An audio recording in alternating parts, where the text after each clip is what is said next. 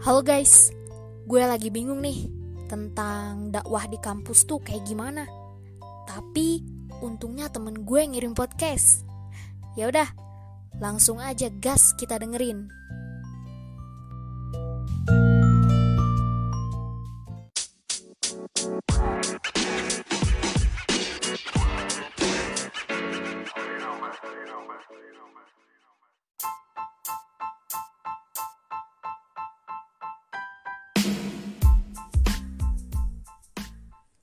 Anak alim cinta alam, anak asuh pasti patuh.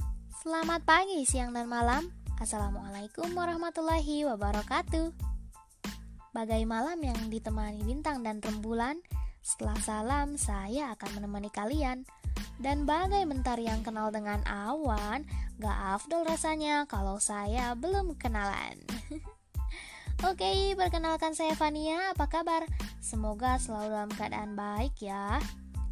Dakwah layaknya anak panah yang mengemban amanah untuk mengajak ke jalan terarah dan menempati istana di jannah. Ngomong-ngomong soal dakwah, tadi ada yang bingung soal dakwah di kampus ya? Wah, sebenarnya apa sih yang dimaksud dengan dakwah? Nah, dakwah adalah mengajak manusia hidup sesuai dengan syariah Islamiyah, mengamalkan akidah, pokoknya ke jalan yang benar dah. Dakwah itu caranya gimana sih? Gini nih, pertama dakwah bil lisan, yaitu dilakukan dalam bentuk komunikasi lisan, kayak ceramah atau khutbah. Kedua, dakwah bil hal, yaitu dilakukan dalam bentuk tindakan kayak bakti sosial atau bisa juga lewat program-program lembaga dakwah. Ketiga, dakwah bil kolam, yaitu disampaikan lewat tulisan kayak buku, sosial media, atau buletin. Dan yang keempat nih, dakwah bil qudwah, yaitu dilakukan melalui keteladanan sikap atau perilaku yang mencerminkan muslim sejati. By the way, yang kita tahu, dakwah itu pasti isinya ada penceramah sebagai penyampai risalah dan jemaah yang terdiri dari muslim dan muslimah. Duh, ya iyalah. Terus, biasanya dakwah itu ada di masjid-masjid, di tempat pengajian ibu-ibu, di pesantren, atau bahkan di televisi. Tapi ternyata dakwah itu udah menyebar luas loh, termasuk di tempat yang jadi sumber dilahirkannya agent of change. Yap, di mana lagi kalau bukan di kampus? Di kampus nih, kita sebagai mahasiswa nggak hanya fokus untuk lulus, tapi juga dakwah dengan serius agar dosa terhapus dan iman semakin bagus. Tunggu. Kita dakwah. Wah, emangnya siapa sih yang dakwah di kampus itu? Nah, dakwah di kampus itu bisa dilakukan oleh penceramah, oleh teman-teman rohis, ataupun oleh kita sendiri.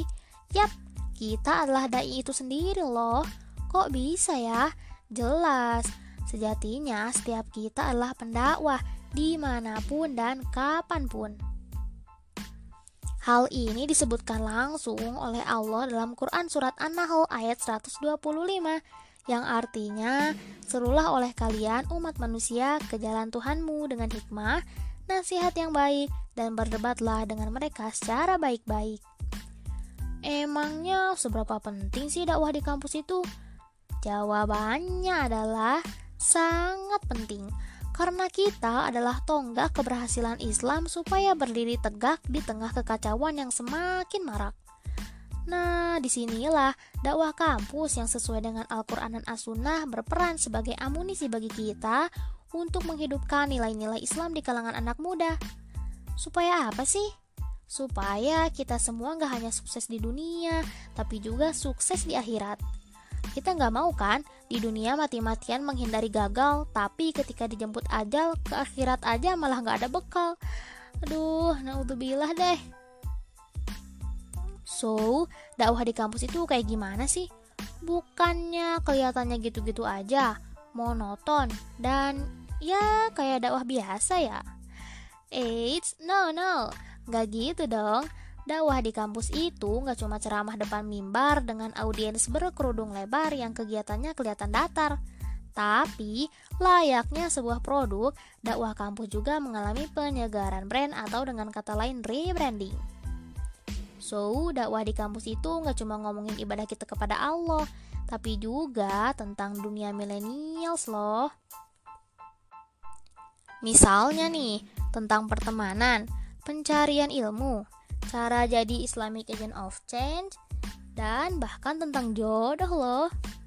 Rebranding dakwah kampus bisa dilakukan dengan memperbaharui konsep dan materi di fakultas atau lembaga dakwah. Bisa juga dengan memperbaharui metode dakwah itu sendiri. Dakwah di kampus dengan brand baru itu justru seru. Jadinya dakwah nggak cuma satu arah dari penceramah aja, tapi kita juga bisa berdakwah ataupun menerima dakwah sambil berburu ilmu dan pengalaman baru. Misalnya nih, kalau ikut kajian di kampus, kita bisa dengar penceramah yang komunikatif, gaul, dan relate sama masalah-masalah anak muda. Terus, dakwah kampus bisa lewat metode baru, yaitu olahraga. Hah? Emang bisa ya? Bisa kok. Contohnya adalah memanah, yaitu dakwah yang dilakukan melalui tindakan. Jadi, selain ibadah, sekaligus memperkenalkan bahwa memanah adalah olahraga sunnah. Berkah bukan? Selain olahraga nih, metode dakwah kampus juga bisa lewat seni. Yap, bisa nyanyi, puitisasi, atau bahkan bikin konten di IGTV.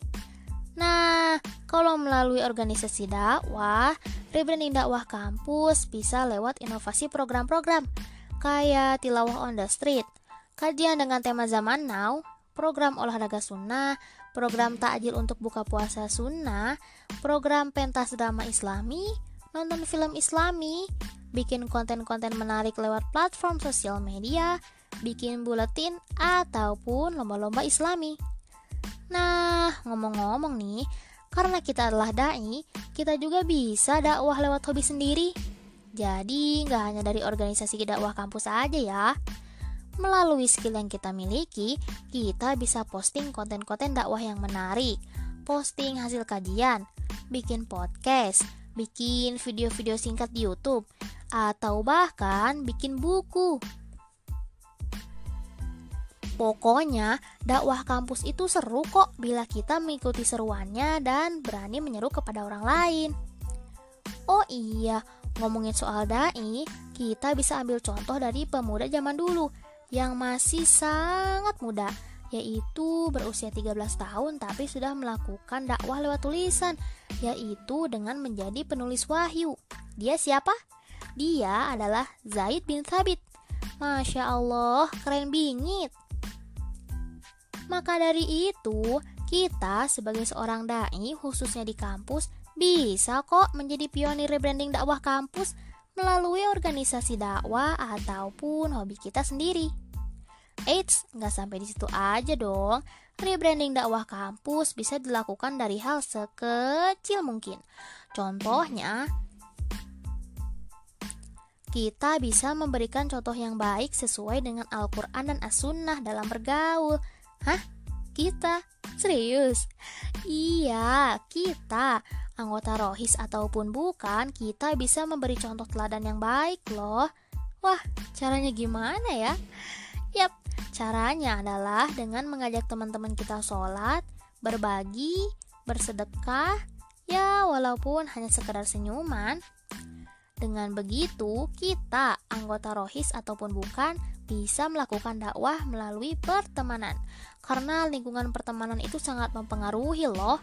Sesuai dengan hadis riwayat Abu Daud dan Tirmidzi yang artinya adalah agama seseorang tergantung dengan agama teman dekatnya. Hendaklah kalian memperhatikan siapa yang jadi teman dekatnya. Pokoknya banyak jalan deh buat rebranding dakwah di kampus. Asalkan sesuai dengan Al-Quran dan As-Sunnah, tinggal pilih mau pakai metode yang mana. Lewat hobi sendiri, lewat organisasi dengan program yang bikin happy, ataupun dengan keteladanan yang Rasul miliki.